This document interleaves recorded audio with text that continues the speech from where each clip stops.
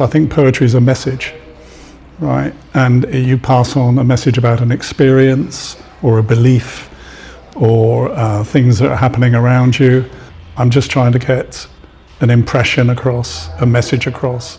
When you're writing prose, it builds up. When you're writing poetry, you're doing the opposite. You're condensing, you're reducing. So it's a completely different type of thing. I feel that if it's too researched, then where it is writing poetry differs from writing fiction. I feel as if it should be written from the heart. And I can have had a poem ticking around in my head for a month, 6 weeks, and then it comes out. So it appears to have been written all in one go, but it hasn't.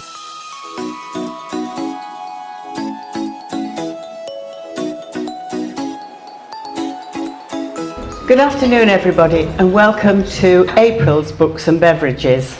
I'm very pleased today to welcome 3 poets alongside myself. They're going to treat you to some readings.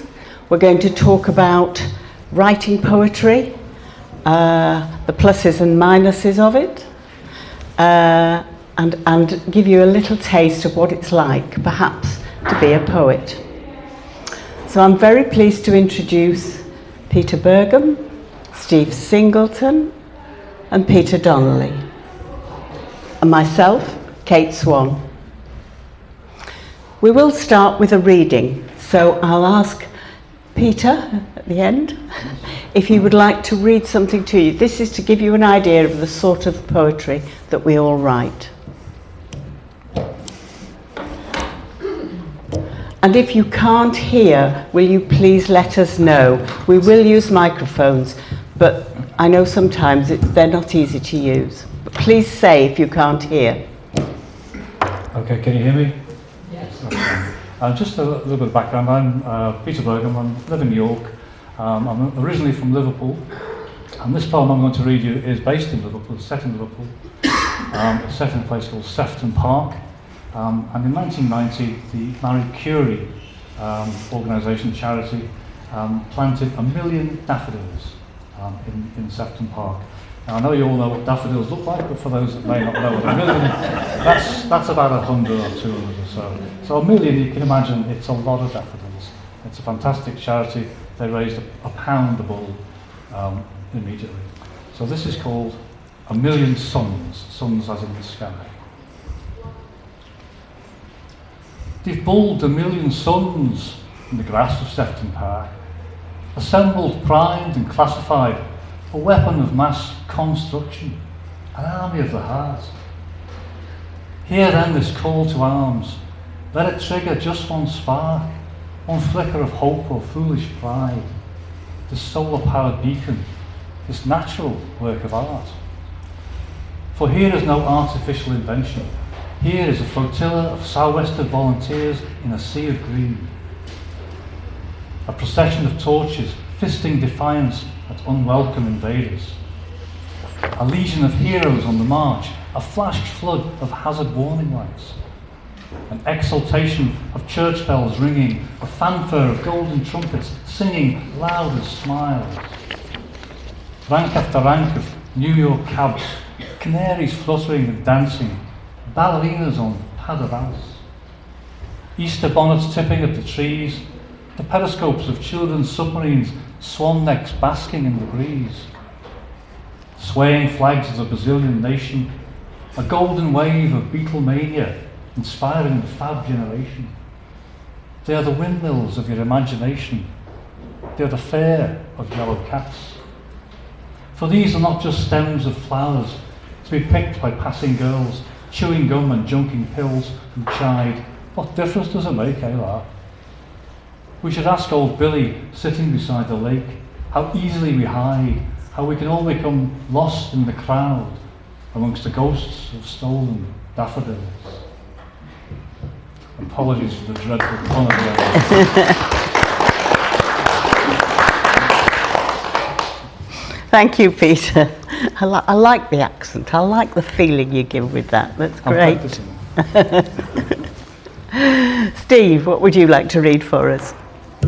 Good afternoon. Steve Singleton. I market myself as the unfashionable poet for reasons that could be obvious. I'm originally from Dorset but live at the moment in Harrogate, and I've come relatively recent to at least collecting and publishing the poetry that I write, which is designed to be accessible but actually also quite high impact.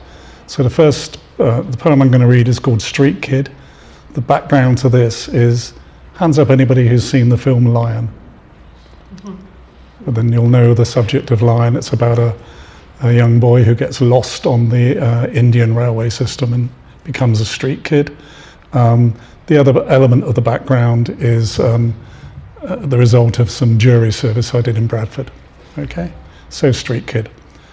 Sleeping under cardboard in Mumbai, shivering on a beach in Libya, picking over rubbish tips in Lagos, stealing cars, smoking weed in Leeds, same look in the eyes, washed up but rarely washed, wasted like anyone cares, existing for today at least, invisible, so far off piste, ghosts in plain sight. Meanwhile, the privileged decide what's wrong and right, for those of whom it's no surprise to be around tomorrow for another sunrise. Pushing past the begging hand, everyone a winner, saving the moment for an amusing dinner, whatever that is. Meanwhile, the street kid pauses, delivering his verdict with his eyes, knowing, sad for us both losers and winners caught in a web of lies. Picking up his world in a bundle, he looks back with pity. We both know, but for fate, it could easily be me, just another lost soul in a dog-eat-dog city.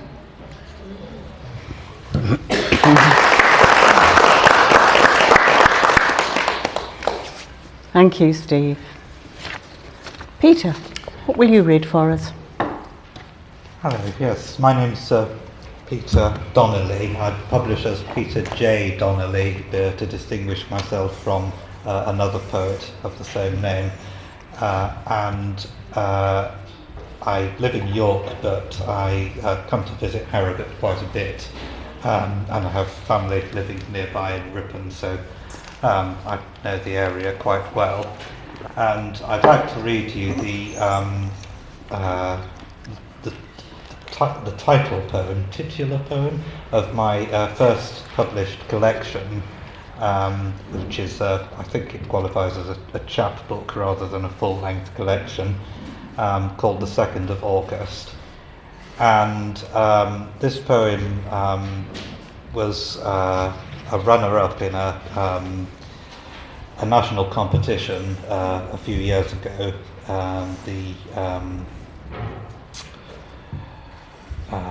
It was a competition run in Gloucestershire, but it was a joint runner-up, and it's I don't know how many of you are local, but if you are from Harrogate, then you might recognise some of the places mentioned in this poem, which is called The 2nd of August.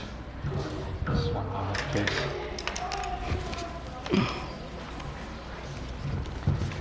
I'd never heard of Finzi till my granddad took me to a concert in what I now know was St Wilfrid's Church.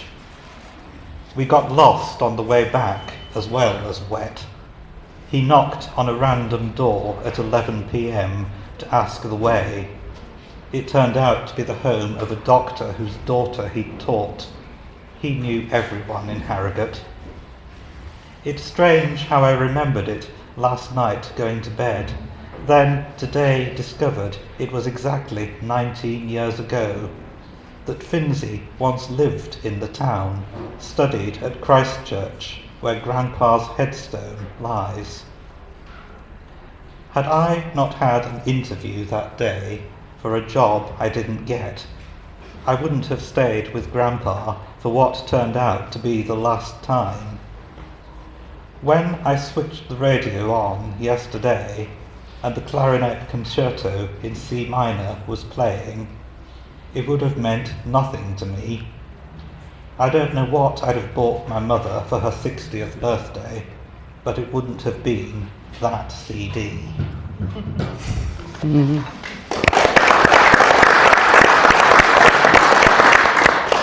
Thank you, Peter. Thank you. I write about all kinds of things, but one of the things I write about particularly is people. People I know, people I've seen, perhaps family, but not always, just people. And this is a poem about when I was a child, someone called Tommy. He passed our house several times a day, steel-tipped clogs clinking on the metalled road. Long, slow strides, carrying his thin frame at an angle, head bowed like a meditating monk. He looked so old we felt we couldn't count his years. Parched skin stretched over sharp-boned cheeks, blue-black shadows under cavernous eyes. We stood pressed to the wall as he passed, not daring to breathe or speak in case he turned his head to look at us. The pungent smell shadowing him wrinkled our noses, but we stood stock still. We knew he slept in a corrugated barn with his cow and dog for warmth. Some days he drove the cow up the road. Often he carried a bale of hay on his back, his bony shoulders and legs wrapped in rough sacking, tied with baler twine. They said he kept money under the straw. He marked the seasons through our childhood, but I can't remember when we stopped noticing him.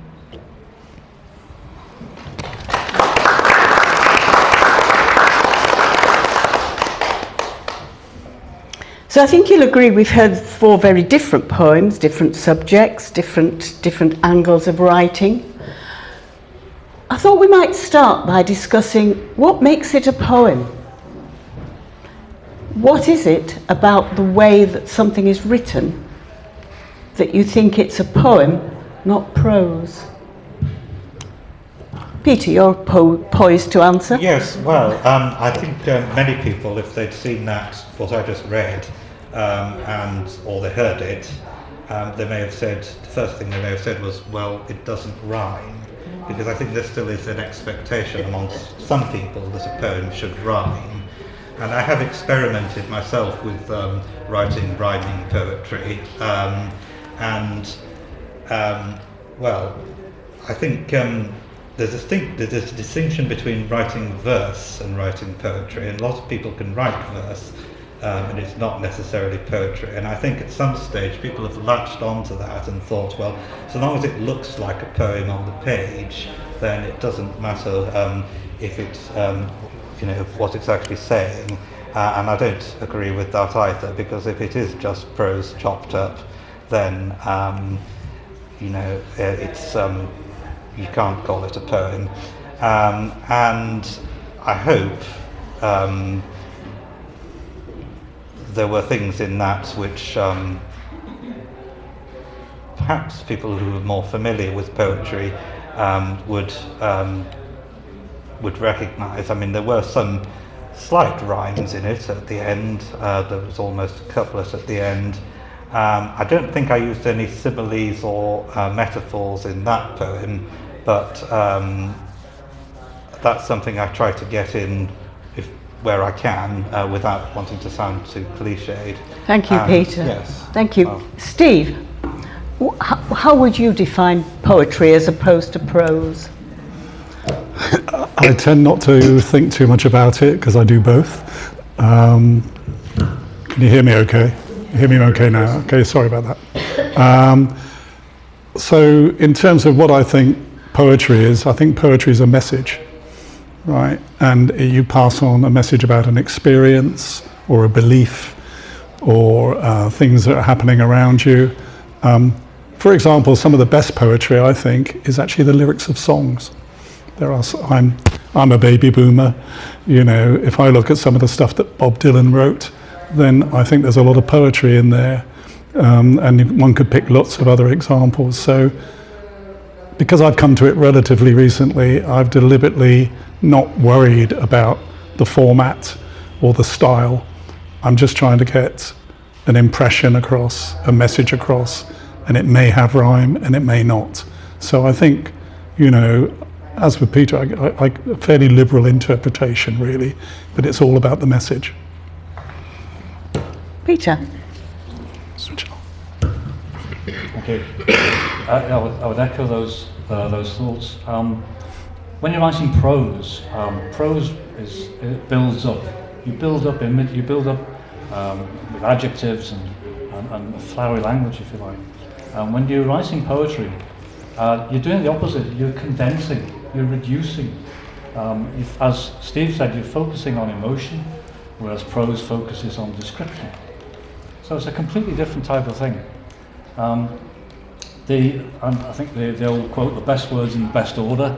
We're all used to seeing poetry having line breaks and white space and using the page in a different way from prose. So it obviously looks like a poem. You can get prose poems, which look like prose, but they have imagery and they have metaphor and so on.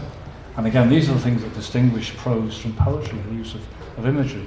If I said a sentence, "My mind is numb," that's prose. But if I said, "My mind is like a cracked mirror," we're starting to get into something that might be a little bit more poetic. So it's kind of the use of imagery, I think, especially, is what distinguishes poetry from prose. I think when you read a poem, you want it to sound lyrical, don't you? You want it to have a music to it, whereas you can read prose in a very different way. You would put different emphasis in prose. I think poetry, we like it to have a rhythm, a musicality to it as it's read. That's the origin of poetry, an oral tradition. Before people had written word, then poetry was what was used to tell stories. And the rhyming came about to help people remember stories. So the oral side of poetry, and nowadays we have slam poets and so on, who are continuing that tradition. Yes, that's right. So, are you, as poets, do you sit down to write something because you've had an idea, or do you think I really must write another poem, so I'll sit down and think about it? What approach do you take? Well, usually I think I get an idea in my head first, and I've got to the point now where I'm thinking, I've written about that, what can I write about next? I know obviously there are recurring themes. I've written a lot of poems like yourself about people, and the same people recur. There's more about my grandparents and my great auntie and lots of people that are no longer with us, as well as those who are. I've written a lot about other authors, other poets who've inspired me, and about people who've taught me, and I do read a lot of prose as well. Also, I've written quite a lot about characters in books, and sometimes I'll have an idea in my head and it'll take me a long time, years even, before I find a way of writing about it. Yes, that's definitely another thing, isn't it? That, in fact, sometimes when do you know a poem's finished? Because you write it and then it goes in the drawer and it comes out again. Steve, how do you approach that? Do you write it all in one go, or does it go in the drawer? I tend to write fairly fast, but it will go, but then step back from it. So the bulk of it I'll just write, because I'm reacting to an emotion, or capturing an emotion, capturing an event or a situation. A lot of my poetry, in the end, you stand back and analyse it, love, loss, war, environment, life, you could start categorising them, but I do tend to write quite spontaneously, but I do a bit of tidying up afterwards. If I sort of return to the subject, I don't always do it by changing the poem I've already written. I'll write a different one. And if anybody looks on my website, theunfashionablepoet.co.uk, you'll see quite a few examples of that under the various categories. So I don't decide to write a poem, I move to write a poem, and I manage it in the ways that I've just described. Peter, does that ring true with you? Yeah, I think poem can take anything from a day to a year or longer. Yeah. And quite often, I've very rarely written a poem in one day. I can think of one day recently in January. It was around about the time that there was a kidnapping in Venezuela, and I wrote a poem in half an hour and didn't change a word of that. It just came out, and I felt that was right. That's very, very rare. From my point of view, I actually start by writing things down in prose. It's just a personal way of doing it. I'll just write the storyline, if you like, in prose. And then I start to think of poetic ways to describe that. The example I gave before, where you just try and look for an image. So that process goes on. It may take a day, a week, a month. It just goes on, and you keep going back and revising and revising. And I think eventually you get to a point where you say, I can't do anything else with this poem. I'm fed up with this poem. That's my guideline. When I'm fed up with the poem, then I'm going to put it in the drawer, and I may come back to it, as you said, Kate, I may come back to it a month later or a year later. But generally speaking, I think somebody once said, poems are never finished, they're just abandoned. And I think I tend to abandon my poems, and that's it. And I have tried going back and rewriting old poems. To be honest, it doesn't work very well for me, because I think you lose the original impulse for what caused you to write that. So I tend to leave them. I get to a point where I'm happy with them, and I move on. Yes, I do that too, but I also find that I sometimes stew a poem in my head for a while before it actually touches the paper. And I can have had a poem ticking around for weeks in my head, and I know sort of what I'm going to write, and I keep getting the lines or the words or the thoughts around it.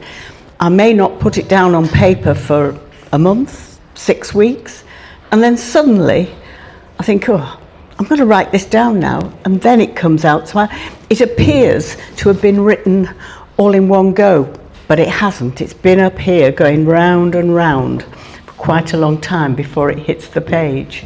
And then I'll play with it and titivate it a bit. But it's not written instantly. It's been there a long time.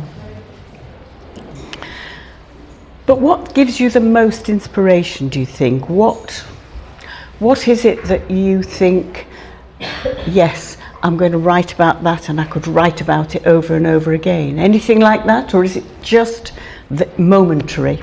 Steve?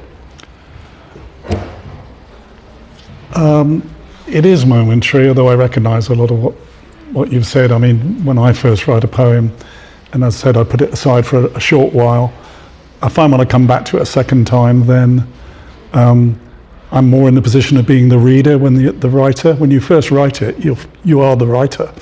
You know, you have to step back from it to be the reader, and that's when you can tweak it a little. I know, but in terms of focus, I said mine tend to fall under those 5 very common categories. But quite honestly, I write a lot about war. There's a lot of war and conflict around, and there has been since all the time I've been alive, and the consequences of war, particularly on children. And so on, move me quite a lot.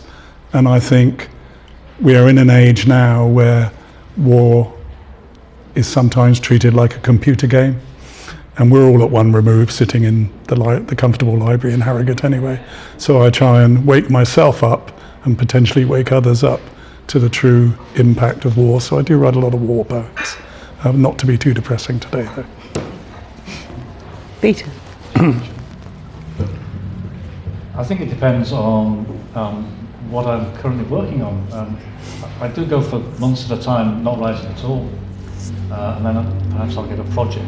I've currently got a project which is to do with cities, so I'm looking for aspects of cities. So if I'm walking around, I'm looking for something suitable that might fit in with that subject. Like Steve, again, world events obviously contribute to write things. I tend to write about everyday objects, everything from hedgehogs to hang gliding, strawberry picking to snorkelling, mountains to Mersey ferries. A lot of obviously Liverpool connections with what I do as well. So it tends to be things from my own experience and just something that might trigger a poem. I wrote a poem about a busker this week, which I've submitted to York Stanza. I saw a busker in the street and I just thought we're all kind of buskers really, and just trying to make a living, and I made a wee poem out of that. So anything can spark it. That pencil there, for example, I mean, you look at a pencil and think, well, it looks like a tower, or it looks like a dart, or it looks like a gun. And I think, well, what if soldiers had pencils, not guns, and their ammunition was words? How much better would life be for Syrians, Iranians, and Kurds? You can sort of play with the words. Yeah. Peter.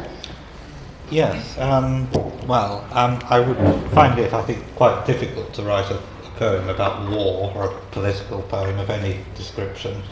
As I say, I've written a lot about places and people and the associations that certain people have with those places. For example, I don't suppose I would have written about Harrogate to the extent that I have if it wasn't somewhere that my grandfather had lived, and my first reason for coming here was to visit him.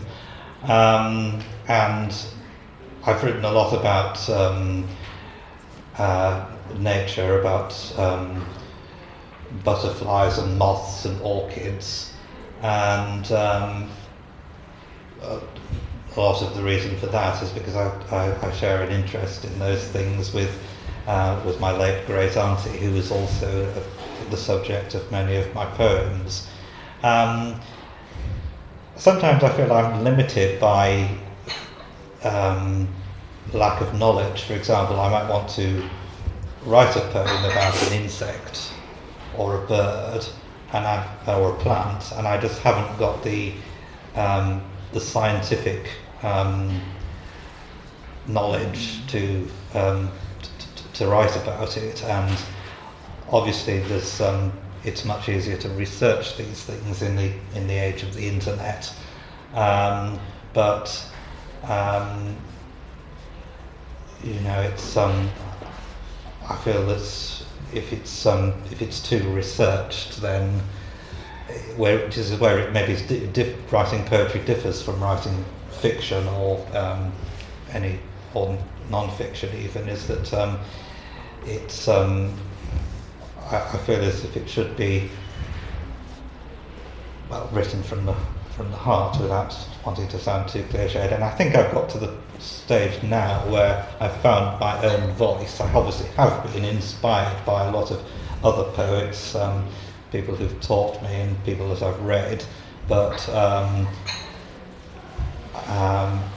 think you can maybe still hear their influence in my work, but I've got to the point where I found my own individual voice. I've gone a bit off track there, but yes. No, that's fine, don't worry about it. No. Yes, I write about people quite a lot. I write about different sorts of people, or maybe the jobs that they do and that sort of thing. But I was brought up in the Lake District, so I am also quite influenced by mountains and rivers and lakes and the beauty of the landscape. But I find that actually what happens is that I get a phrase, or I see something that sparks a phrase, and I have to play with that. I have to play with the phrase for a long time, but that becomes the inspiration, I suppose, of writing the poem. It's got to have something that made me want to do it, and often it is just a phrase, a saying, 2 or 3 words, something that somebody says. I sit on the bus sometimes and listen, and somebody says something and I think, yeah, that would make a good first line. So, you know, that can start it off sometimes. Let's have another poem then. Peter, read us something else.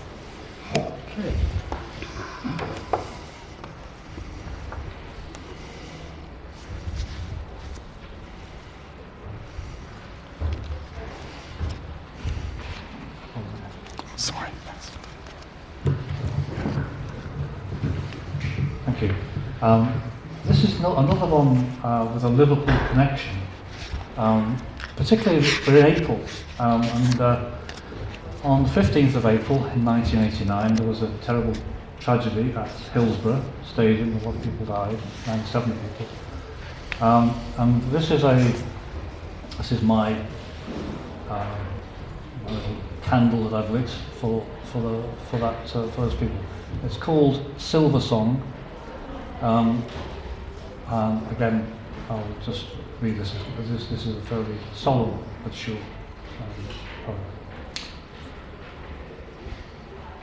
The watchman locks up the scrapyard, heads for home past the cathedral's blue cantilever stand. Birds line the roof, chanting vespers.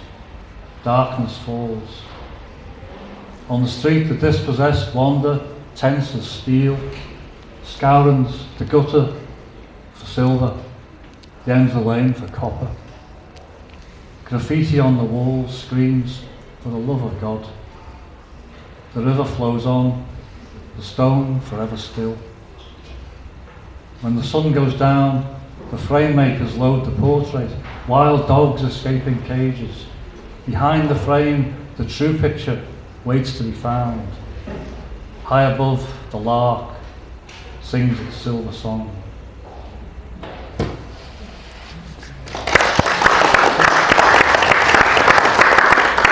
Thank you. Yes, Steve. Okay, this one's more personal. It's called Brief Encounter, and it's about an incident on a journey that I made with someone very close to me some years ago. February, it's cold, a biting easterly, snow flurries in the air, here at a petrol station on a low hill in the middle of nowhere, southwest of Rem, just you and me initially, until that noise, a shrieking symphony, descends through serial blips, crackling over him, until there he was, coasting to a stop, a vision in Ray-Bans and race boots, sliding out of that car, an object of envy, a low, sleek Ferrari, in Sunday best scarlet naturally. But he did not have the girl.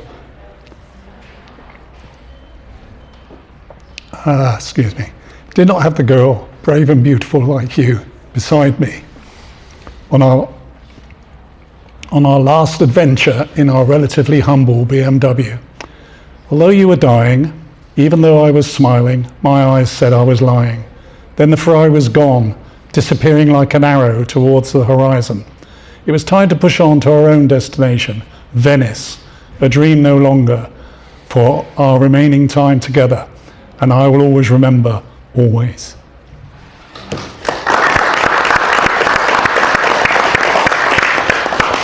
Thank you, Steve. Peter. I shall read you a shorter poem from my second book, my first full-length collection. I think it's not the title poem of the book.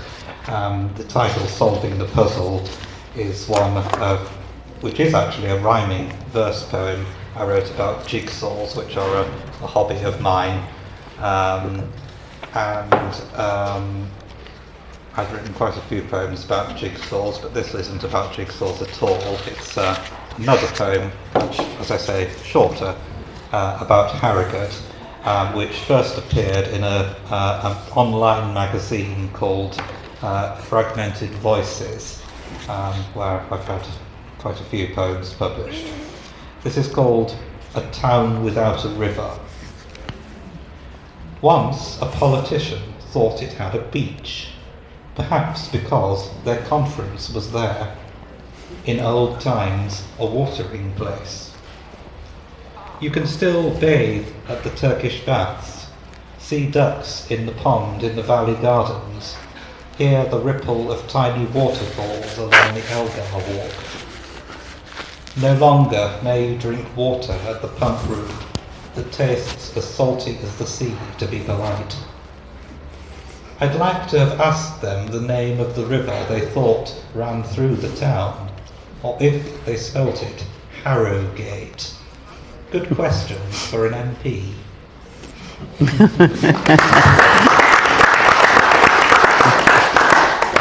Thank you, Peter. This is quite different, and this was prompted by my daughter getting married, where I had assumed that she would take her husband's name. She didn't. And I called this, I Took Your Name. I took your name. For a while it sits like a pebble in my hand, unfamiliar, but a comfort to hold as the world around me spins like a carousel. I think it changes me, moves me to a place where others look at me and say, she belongs, she conforms, fits in with the rest of us. So it makes them comfortable, easy in my company. With time it sidles into shape as a whole name I recognise, without a twinge of loss, adrift from the past.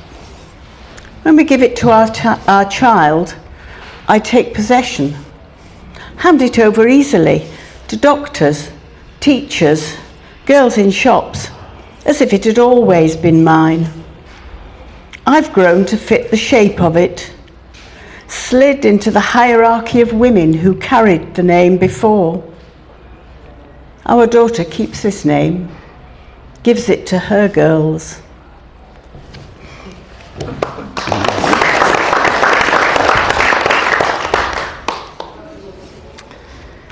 So what about style then? What about punctuation, no punctuation, capital letters, no capital letters? I mean, you look at E. Cummings, there's not a capital letter in sight and not a comma or a punctuation mark.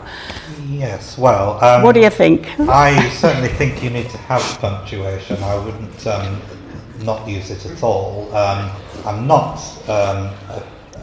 in favour of having every line begin with a capital letter, because I think that makes it quite distracting to read. It breaks up the flow of the lines. I think I've been schooled into limiting myself to the comma and the full stop and maybe hyphen occasionally. I was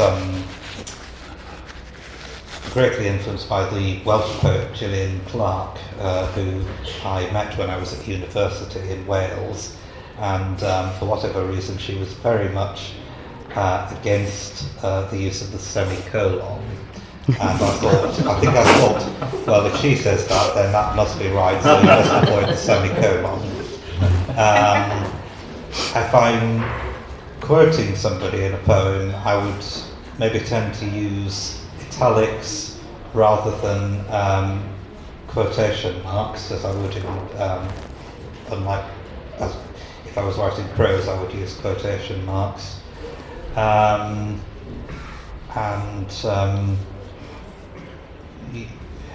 Yes. Okay. I could Yeah. go on, but, Steve, Okay. I think that's Yeah, that's if you use that one, that's it.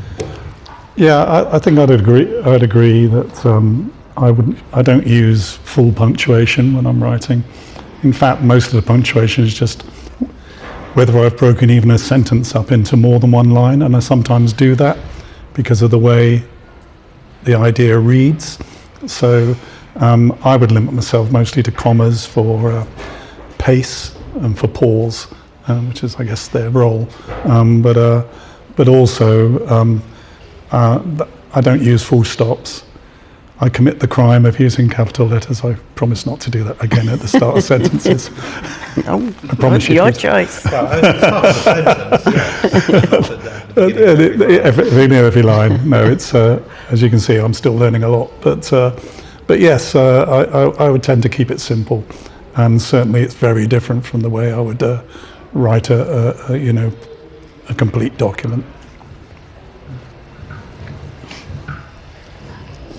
Not much to add, really. I'm traditional. I like my punctuation and spelling to be correct and so on. You do see a lot of slashes now in modern poetry instead of commas, instead of line breaks. That kind of, I'm not too fussed on that. If I can write a poem without any punctuation, because as Steve said, if you can get the flow of it, the gist of it, the tempo of it, without the punctuation, then you've probably written quite a good poem. But it's mix and match for me. Well, I think I'm at the other end of the scale from all of you then. I use very little punctuation. I mean, if I'm writing a sentence, I would put a full stop at the end and start again with a capital letter. But on the whole, I use very little punctuation. I use gaps sometimes to indicate that you need to take a breath. And I do use a dash from time to time, again, but I don't know whether it's because I feel that punctuation, I feel that if you're going to punctuate, you've got to do it properly, because that's how I was taught at school. So unless I'm going to put all the correct punctuation in, I tend to leave it out, because then it just flows and I don't bother. but you know, it's your own style. I find it very hard to read poetry where there's a capital letter at the beginning of every line. Yeah. I find that hard. Anybody's poetry. I mean, I go back to reading Wordsworth and people like that, but I find that really hard because I find it stilted when you don't know whether it's the start of a sentence or it isn't somehow. So I don't particularly like that. But you know, it's your own style. Do what suits you. Go on, Steve. I think you've made an important point, actually, because you just mentioned the reader. And it's very easy as a writer to get tied up in, as I said earlier, with satisfying yourself as to how you're writing. And I'm not sure any of us are as successful as we'd like to be at standing back and putting ourselves truly in the position of a first-time reader. Because we may have, as Peter said, we may have been through this 50 times and we're tied up in our own process. So I think picking up on what Kate said, remember the reader is something that would lead to some natural conclusions on punctuation perhaps. Yeah, I think you're right with that. I think I mean I do try to sort of stand and read the poem out loud once I think it's finished to see how it sounds as it comes across. But it is difficult when you know the topic and you know how you want it to sound and where you would make the breaks to be able to be sure that any other reader would do the same thing. So I can see that punctuation occasionally does aid that. Maybe I should try harder. Not sure. But what about getting published then? Are you for self-publishing or having an agent? What do you do? Steve, what do you do about publishing? Well, I'm probably the least experienced on that. Although the route that I've chosen was probably, there's a clue in the NDP that I've chosen. I have, nom de plume. So basically, the unfashionable poet is almost a reaction to trying agents, trying publishers, which you can't do without agents these days, and trying various routes. So in the end, I have self-published. This book apart from what's on the website, I decided to do a collection which includes something that I originally didn't like the idea of, which is author's notes to say this is the background to this poem. But you do have to read every poem before you get to the author's notes, so it's not there to predispose you over any other poems. So this is a collection of 50 of my poems, and I've self-published it. There are various tools and companies out there to do it. Just a quick story, I use Draft to Digital, which basically means takes your Word document and helps you format it in, for example, this space. But more than that, they get you on the various industry databases, and they actually arrange printing and distribution as well. So if you took Waterstones as an example, that was the first one that I got qualified for. And yet it was only on their website, I realised. You could not walk into, I didn't expect it to be on the shelf, but you couldn't walk into a Waterstones and ask for it. You know, they'd never heard of it, because they've got a separate database for their in-store ordering. So I thought, what am I going to do about this? So I wrote to their CEO, and I said, well, I've got this website, and I'm already on your other website, you know, more or less, can you help? And 2 weeks later, I found that I was on the in-store system. So if you walk into Waterstones today, any Waterstones, and say, can you order Thoughtful for me? They'll say, yes, Gov, it'll be 2 or 3 weeks, because it's print on demand. But you can do that now, which I think is very important, because there were words earlier about bookstores. I'm a great supporter of bookstores, and the ability to actually order it while you're thinking of it, while you've gone for the purpose of doing it in a bookstore, is very important. So, for what it's worth. I would echo that, Steve. I'm self-published as well. I've got a list of people who are self-published. You may or may not know some of these: Mark Twain, Beatrix Potter, Virginia Woolf, Rupi Kaur, E.L. James, Stephen King, John Grisham, T.S. Eliot. We're not in bad company. Self-publishing has got a very bad name, and a lot of these people just self-publish to get started. And there are pros and cons with being self-published. It's quite difficult to get into places for various reasons, which we can talk about later. I didn't think anybody would publish my work. It was unfashionable in the sense that Steve's is unfashionable. I tended to write rhyming verse. Oh dear me, in this day and age, that's not what people want to see. So my first book, which is Bird's Eye View, I entered some competitions. I had a bit of success, and I put that together into this book, and that itself has had a little bit of success. So it can be done, but I think there's a lot to be said as well for the local, the small publishers. I've been talking to a number of those lately, and I think there's some great things that they can do, and they have a bit more power and reach than you can achieve as self-published. Peter? Yes, well, I haven't gone down an entirely conventional route. I have tried. I've approached various small publishers, I think, and I've entered chapbook competitions to try to get a foot in the door. I've been put off more traditional methods of self-publishing and agents purely by the expense of it. I did approach a local publisher in Ripon and was told I'd have to pay several £100, and I would get several hundred copies of the book to sell myself, but I'd have to do all my own publicity and marketing and everything, which is obviously social media helps with that, but it's still you have to put in a lot of work besides writing the book.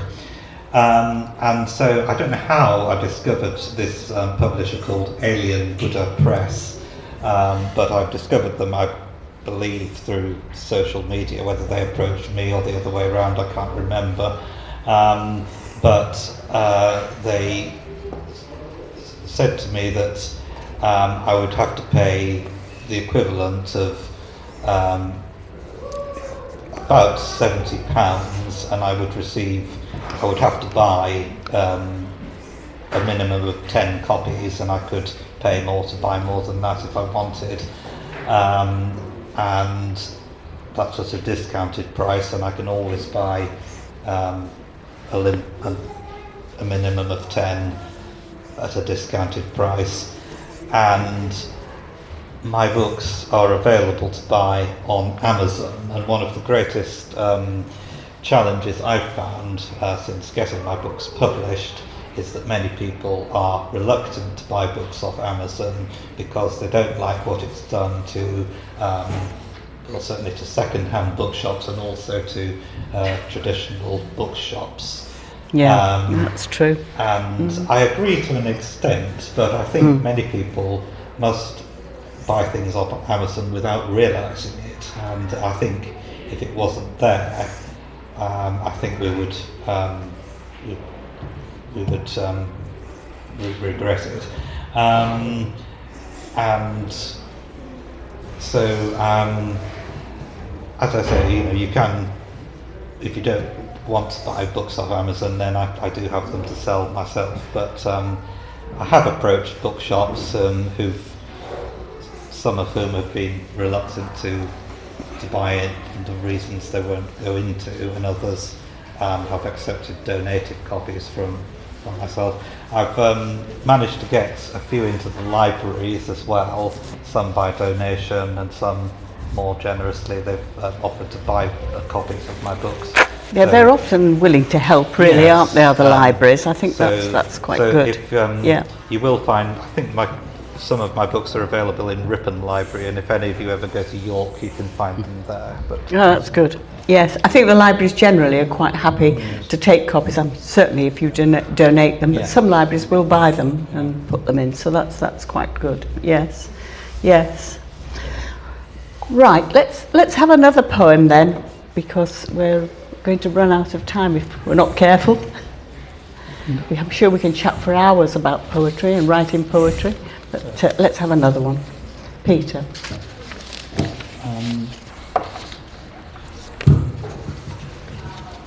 Right, a little change of tone now. This is for anybody that's ever been to London on the Underground. Caught smiling on the Underground.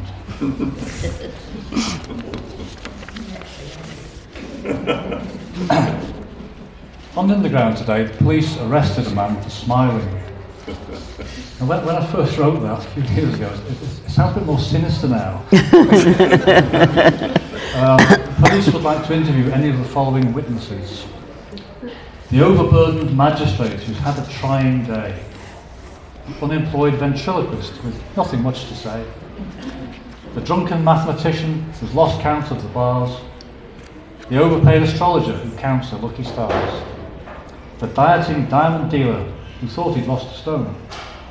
The loudly dressed librarian who's lost her quiet zone. The poker-playing pirate with his cards close to his chest. The lazy mattress inspector who goes to work for a rest. The artful little dodger who's heedless of the fine. The artless fortune teller who's looking for a sign. The sad girl from the chip shop with the badly battered soul. The Premier League top scorer whose patters are sad on goal. The nun with the evap ciggies who's trying to kick the habit. The Elvis Presley lookalike who's never caught a rabbit.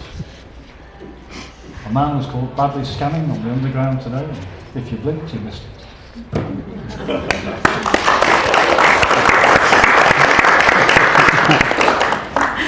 Very good. Okay, I'm going to take the risk of reading a war poem. And this one was written in anger for two reasons. One was the crime that it was associated with, and the depth of the destruction, but also because, funnily enough, it was caused by another poem. I'm not a Guardian reader, but I did pick up the Guardian this particular weekend, and it had a half-page feature on a war poem from a well-known poet, which made, and this was at the time of the early days of the Ukraine war, and it made no mention of the protagonists. Now, when I write any war poem, or many of my poems are written from a first-person perspective, some personal, as you've seen, and certainly when it comes to war poems, I'm trying to get across the experience of the participants rather than just describe it from a distance. So this is called Bucha. Some of you may remember Bucha. It's still there just outside Kyiv, and various atrocities were committed there. We are cold now, but that is not new. No longer hungry though, no longer angry or frantic without a clue how to get out of here alive. We're deaf now to the echoes of our babies' cries. We wiped dust from their mouths, held them close to shield them from seeing death in all its flavours raining from the skies. Or maybe that boy there, who's not much older than my son, the assault rifle shaking in his hand as the blank imperatives of fear pull his trigger to follow Putin's order. We're frozen now, beyond the chill of fear. When we were tied, no expectation of mercy or deliverance then, no way back. We would not be leaving here, except to be buried in Bucha.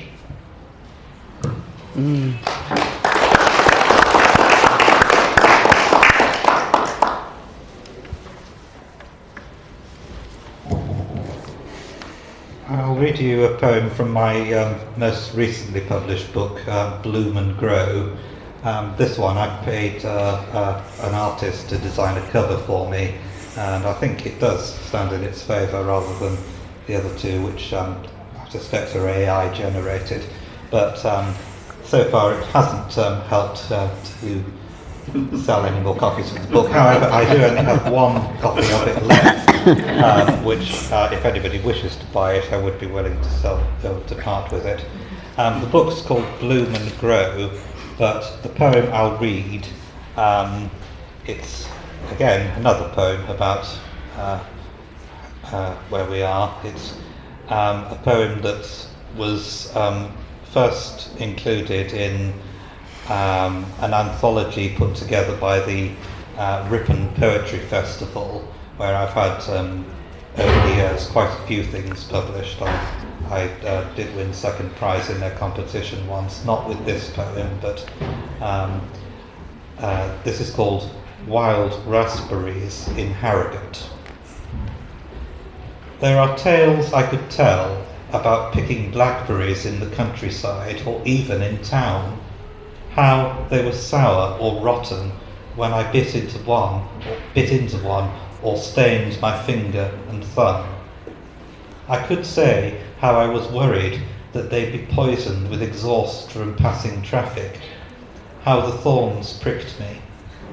I could mention picking bilberries at Sutton Bank, which you can't really eat raw, but use to make desserts or wine, as we did with the rose hips from Wensleydale. Our nails itched for days from the seeds. A child asked what we were doing, and her mother said, stealing. I could say these things, and in spite of myself I have done. A year ago, in a field between the Valley Gardens and Harlow Car, I came across wild raspberries glowing like lights on a Christmas tree. I may have been infected the day before I tested positive, but hadn't lost my sense of taste, for they refreshed me more than the horrid orange drink I had with the sandwich I struggled to finish. They lifted my mood more than the views across to Nidderdale from the footpath near Rotary Wood. Thank you, Peter.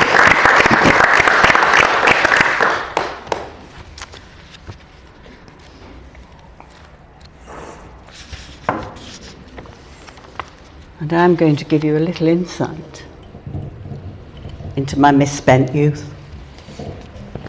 Saturday night, Sunday morning. The riverside ablaze with electric stars from a psychedelic blur on waltzer cars. Jukebox spins, tunes a speed of my head.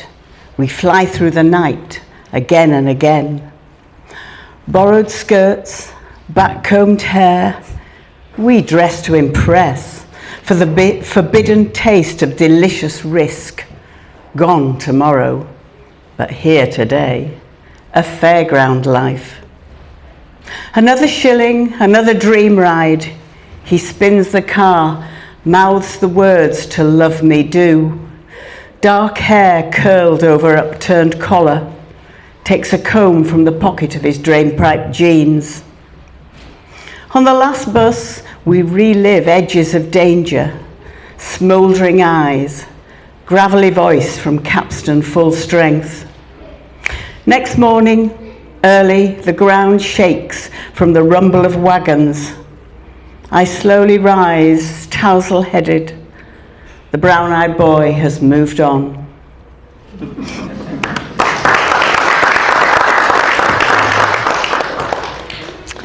Has anybody in the audience got any questions for the poets? Yeah, I'd be interested to know how you decide what order you put things in your books. Yeah, the question was, how do we decide what order to put the poems in the books? Yes. Well, I try to link them by theme so that, well, not every poem in the book is about the same subject, but if I've got a few that are about, you know, similar subjects, or something's mentioned in one which is relevant to the next, I try to create a thread so that each one flows on from the next. That's lovely, thank you. Yeah, We're a bit yeah. short of time, Okay. so I'm just going to I move would have you given on, it Peter. that. Steve, how about you? How have you ordered yours? First, you try and put the good ones at the front, Yep.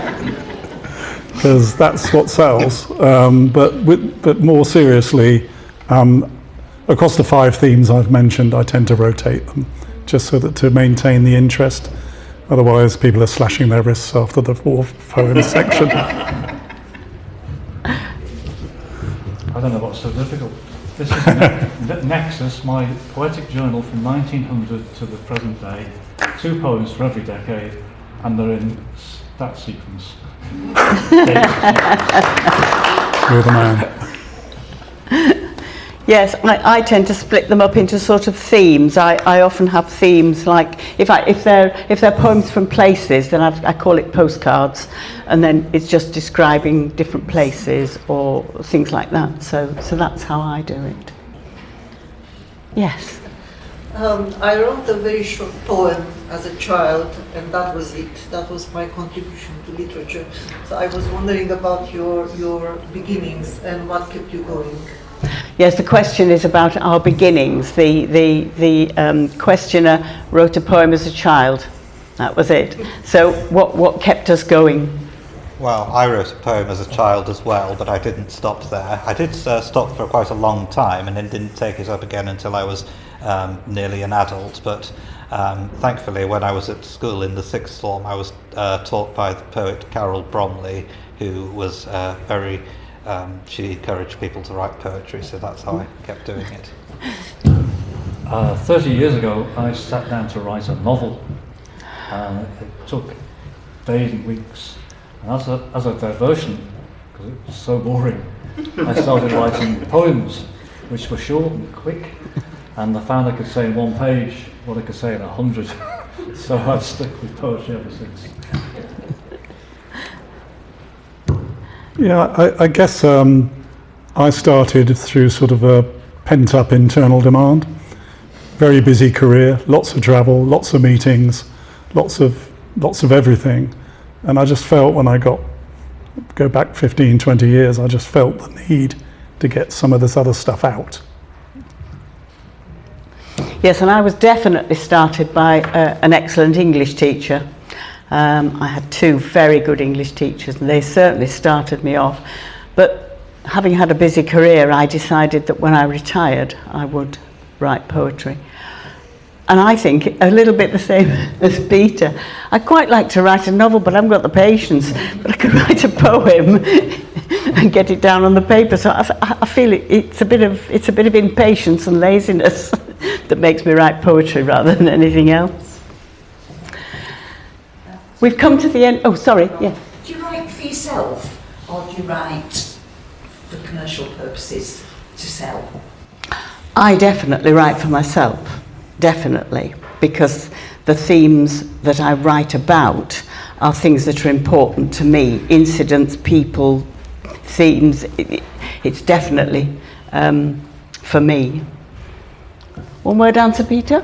Yes, for myself, definitely, yes. Steve? Primarily for myself. I think likewise, but you obviously hope there's an audience out there. You do, yes, you hope somebody else likes it, don't you? If I may say, I think we were talking about this before. As poets, there's no money in this game at all. But the one thing that really I like to hear, someone says to me, I like that poem, or I like Yes. that word in that poem, even that phrase, Yeah. and that's so worthwhile. Thank you very much for those comments, that feedback. That's, I think, what we tend to want. Yeah. Yes. Yeah, I think that's right. Yes. Yes, to feel that somebody else has appreciated and seen something in a word, a phrase, a line, or a whole poem that we have created makes you feel good, doesn't it?